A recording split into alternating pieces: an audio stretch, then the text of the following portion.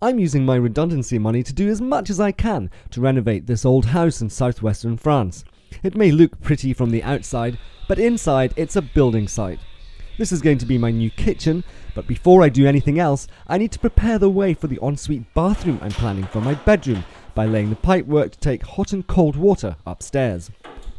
I'm marking one of the pipes with red tape, so I'll remember which one is for the hot water.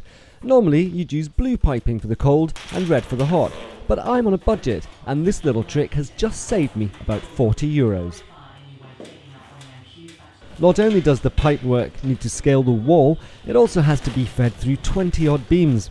It's tough work, but once it's done, and I'm sure my London friends would be very impressed. Meanwhile, I've managed to convince a builder to replaster the walls and ceiling in the main bedroom. It's a real boost to finally see things moving along in more than just one room, but I'm still a long way from finished. Back downstairs with the pipework in place, I start moving in some units just before stopping for lunch at noon. Well, I may be in the middle of a building site, but it's still possible to set up my little temporary kitchen and have a nice lunch.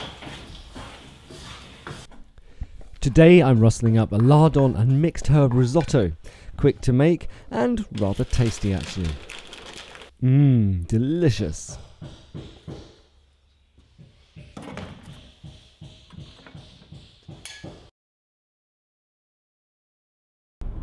I'm unexpectedly called back to London to sort out a new tenant for my house there.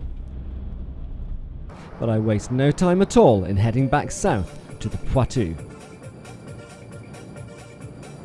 So while I've been away, the builders were in doing little bits, and I mean little bits.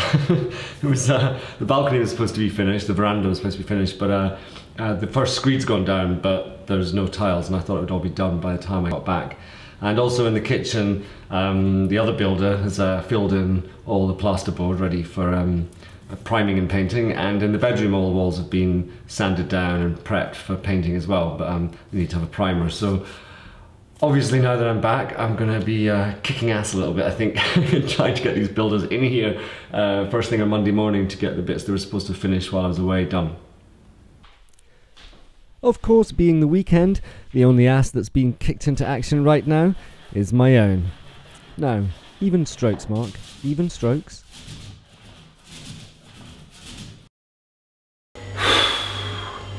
It's a little bit depressing. The kitchen units are built now, but I can't actually put anything in place until I find a plumber, and in France it's notoriously difficult to find a plumber, and I can't find one. So I can't make any progress on actually installing the kitchen, even though the units are built and they're in place, but they're not actually attached to anything.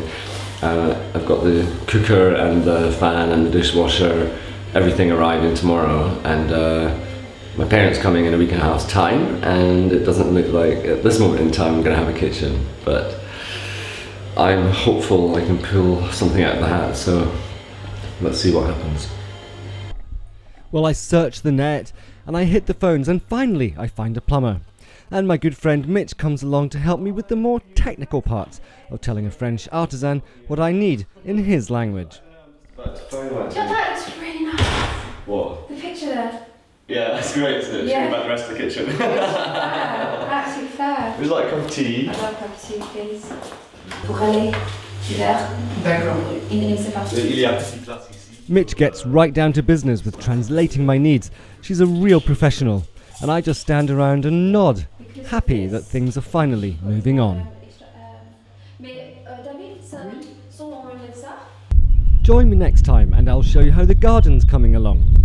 The terrace is finally finished, things improve in the kitchen, and I do a spot of babysitting to return the favour to Mitch.